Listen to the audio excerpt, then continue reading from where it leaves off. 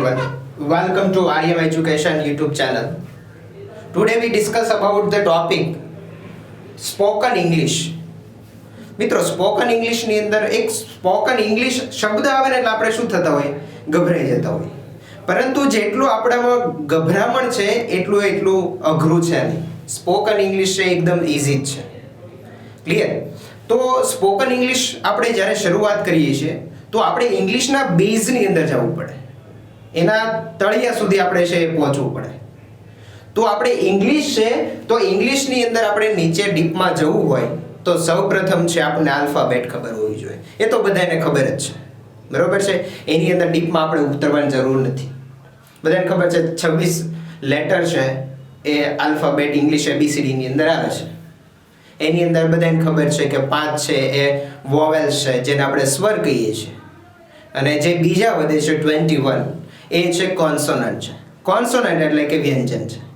Clear?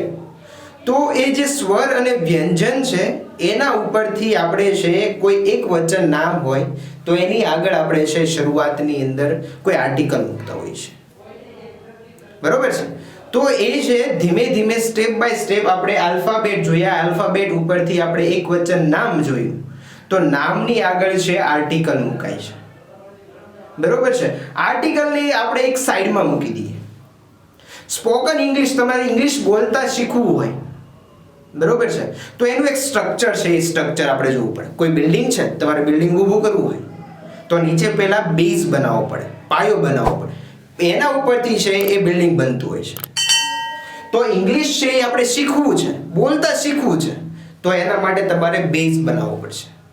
તો બેઝની અંદર છે તમારે પહેલા તો સબ્જેક્ટ છે, સબ્જેક્ટ વિશે આપણે શીખવું પડે. સબ્જેક્ટ કોને કહેવાય? પછી તમારે જોવું પડે વર્બ જોવા પડે, બરોબર છે.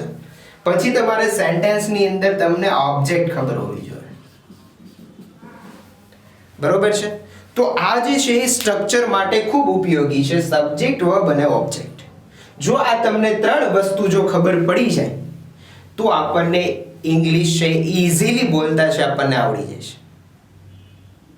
તો આ જે સબ્જેક્ટ છે, સબ્જેક્ટ શું છે, વર્બ શું છે, ઓબ્જેક્ટ શું છે, એ આપણે જોવાનું છે.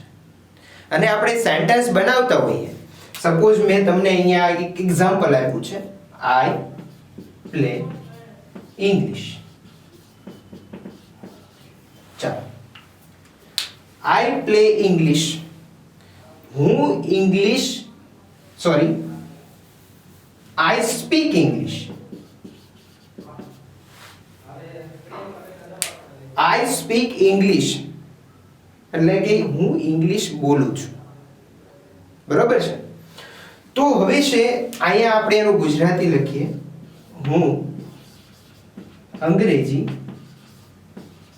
બોલું છું, બરોબર છે. હવે તમે સ્ટ્રક્ચર જુઓ એનું, આઈ સ્પીક અને ઇંગ્લિશ. હવે તમને કીધું સબ્જેક્ટ. સબ્જેક્ટ એટલે કોઈ વિષયની વાત નથી, પરંતુ ઇંગ્લિશ લેંગ્વેજની અંદર, ઇંગ્લિશ ગ્રામરની અંદર સબ્જેક્ટ એટલે થાય કર્તા. શું થાય? કર્તા થશે, બરોબર છે. ઓબ્જેક્ટ એટલે કોઈ વસ્તુ નહીં, પરંતુ ઇંગ્લિશ લેંગ્વેજની અંદર એને કહેવાય કર્મ, ગ્રામરની અંદર. ક્લિયર? અને વર્બ એટલે આપણને ખબર છે શું થશે, તો કે ક્રિયાપદ. હવે નોર્મલ આપણને એક સેન્ટેન્સ આપી દીધેલું છે, આઈ સ્પીક ઇંગ્લિશ, હું ઇંગ્લિશ બોલું છું. તો હવે વાક્યની અંદરથી આપણે ત્રણ શોધવાનું છે, સબ્જેક્ટ, વર્બ અને ઓબ્જેક્ટ. તો કેવી રીતે આપણે એને શોધી શકાય, ફાઇન્ડ આઉટ કરી શકાય આ સેન્ટેન્સની અંદરથી? તો આપણે જોઈએ, સૌ પ્રથમ વાક્ય છે, એ વાક્યની અંદર જે તમને પદ આપેલું છે એ પદ છે જો ક્રિયા દર્શાવતું હોય તો ધેટ મીન્સ વર્બ, એટલે કહેવાય ક્રિયાપદ. તો ઇન ધીસ સેન્ટેન્સ કયું એવું પદ છે કે જે ક્રિયા દર્શાવે છે? આઈ સ્પીક ઇંગ્લિશ, હું ઇંગ્લિશ બોલું છું. કઈ ક્રિયા છે? બોલવાની, સ્પીક. એટલે આપણને ખબર પડી જાય આ ધીસ ઇઝ સ્પીક વર્ડ છે એ શું છે? વર્બ છે. શું છે? વર્બ છે. ક્લિયર? હવે આપણને ખબર પડી ગઈ સ્પીક છે એ શું છે? વર્બ છે. હવે બધું આઈ અને ઇંગ્લિશ. હવે તમારે છે ક્વેશ્ચન છે સ્પીક ને પૂછવાનું છે. શું પૂછવાનું છે ઇંગ્લિશને સ્પીકને ક્રિયાપદને તમારે પ્રશ્ન પૂછવાનો છે શેના વડે તો કે વોટ વડે વોટ એટલે શું થશે શું આના વડે તમે પ્રશ્ન પૂછો એટલે તમને સેન્ટેન્સ ની અંદરથી છે ઓબ્જેક્ટ મળશે શું મળશે આપણને યુ ગેટ ઓબ્જેક્ટ શું મળે છે તમને ઓબ્જેક્ટ મળે છે ઓબ્જેક્ટ એટલે કર્મ મળે છે ક્લિયર ચાલો હું આ ક્રિયાપદ છે જે વર્બ છે એને હું પ્રશ્ન પૂછીશ વોટ થી શું થી હું શું બોલું છું what can I speak તો જવાબ તમને મળે છે English English is the object of this sentence મળી ગયું તમને વર્બ મળ્યો અને ઓબ્જેક્ટ મળ્યો તમે જે ક્રિયાપદ છે એ ક્રિયાપદને તમે વોટ વડે પ્રશ્ન પૂછો છો એટલે તમને મળે છે ઓબ્જેક્ટ હવે તમારે શું કરવાનું રહ્યું સેન્ટેન્સની અંદરથી તમારે ફાઇન્ડ આઉટ કરવાનું છે શું ફાઇન્ડ આઉટ કરવાનું છે તો કે સબ્જેક્ટ છે ફાઇન્ડ આઉટ કરવાનું છે તો જે ક્રિયાપદ આપેલું છે એ ક્રિયાપદને તમે who વડે પ્રશ્ન પૂછો who એટલે કોણ જ્યારે તમે ક્રિયાપદને who વડે પ્રશ્ન પૂછો છો ત્યારે તમને મળે છે શું મળે છે તો કે સબ્જેક્ટ મળે છે શું મળે છે સબ્જેક્ટ સબ્જેક્ટ એટલે શું તમને મળે છે તો કે કર્તા મળે છે ક્લિયર છે તો આ જે સબ્જેક્ટ તમને મળ્યું કર્તા મળ્યું તો આપણે ચાલો આપણે સ્પીક ને છે એ આપણે who થી પ્રશ્ન પૂછીએ who speak English કોણ ઇંગ્લિશ બોલે છે તો in this sentence I is subject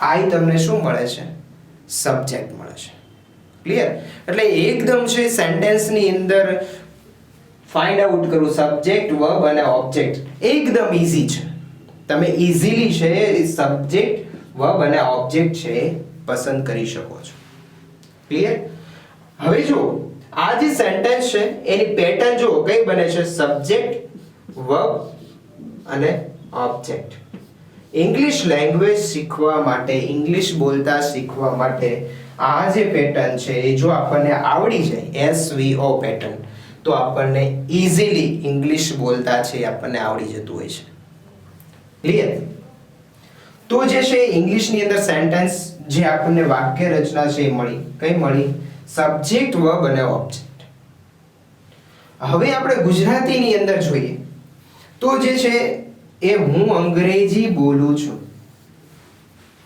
I speak English હવે હું છે એ શું થયું I ઇંગ્લિશ છે એ શું થયું ઓબ્જેક્ટ ઇંગ્લિશ છે બરોબર ઇંગ્લિશ સ્પીક હવે જો ઇંગ્લિશની અંદર આમ ગુજરાતીની છે એ ભાષાની અંદર આ રીતે લખી શકાય બરોબર તો હવે જો I છે શું તો આપણા માટે તો કે સબ્જેક્ટ હતું બરોબર ઇંગ્લિશ શું હતું તો કે ઓબ્જેક્ટ હતું ક્લિયર અને સ્પીક છે શું હતું વર્બ એટલે ગુજરાતીની ભાષાની અંદર જે આપણને સેન્ટેન્સ પેટર્ન મળે છે એ આ છે સબ્જેક્ટ ઓબ્જેક્ટ અને વર્બ જ્યારે ઇંગ્લિશ પેટર્ન છે SVO ક્લિયર છે એટલે આપણે જ્યારે ઇંગ્લિશ બોલીએ છીએ તો ઇંગ્લિશ વાક્ય બોલતી વખતે તમારે જે છે સબ્જેક્ટ વર્બ અને ઓબ્જેક્ટ એ ખબર હોવી જોઈએ હવે આપણે નેક્સ્ટ સ્ટેપ ઉપર આવીએ તો એની અંદર છે ફ્રેઝિસ આપણને ખબર હોવા જોઈએ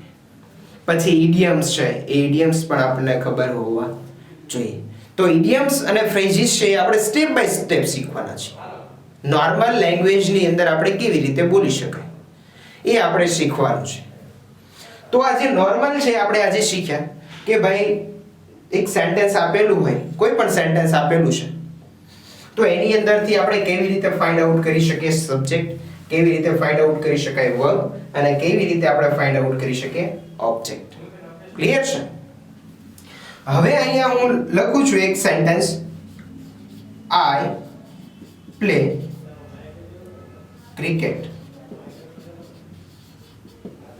શું કીધું? I play cricket. હું ક્રિકેટ રમું છું. ક્લિયર છે? તો હવે આ જે આઈ છે એ આપણને ખબર પડી જાય, પ્લે છે એ ખબર પડી જશે અને ક્રિકેટ છે એ પણ ખબર પડી જશે. ક્લિયર? આપણે શું પૂછવાનું છે? ક્રિયાપદને શેના વડે? તો કે વોટ વડે પ્રશ્ન પૂછો. એટલે મિત્રો શું આપણને જવાબ મળે છે? યસ, ક્રિકેટ આપણને છે જવાબ મળે. અને તમે હુ વડે પ્રશ્ન પૂછો તો તમને શું મળે છે? સબ્જેક્ટ મળે છે. એટલે સબ્જેક્ટ, વર્બ અને ઓબ્જેક્ટ. તો આ જે પેટર્ન છે એ આપણે યાદ રાખવાની છે. શેના માટે? બેઝ પાયાની અંદર ઇંગ્લિશ બોલતા આપણે શીખવું હોય, we can easily speak English. તો ફર્સ્ટ ઓફ ઓલ આપણે છે એ આપણે ત્રણ જે છે સ્ટેપ આપણે શીખવા જોઈએ: સબ્જેક્ટ, વર્બ અને ઓબ્જેક્ટ. તો આજે છે એટલું આપણે રાખીએ કે સેન્ટેન્સની અંદરથી આપણે આજે શીખ્યા કે સેન્ટેન્સની અંદરથી આપણે સબ્જેક્ટ છે, વર્બ છે અને ઓબ્જેક્ટ કેવી રીતે ફાઇન્ડ આઉટ કરી શકાય. ક્લિયર છે? તો thank you so much for giving this lecture. Thank you so much.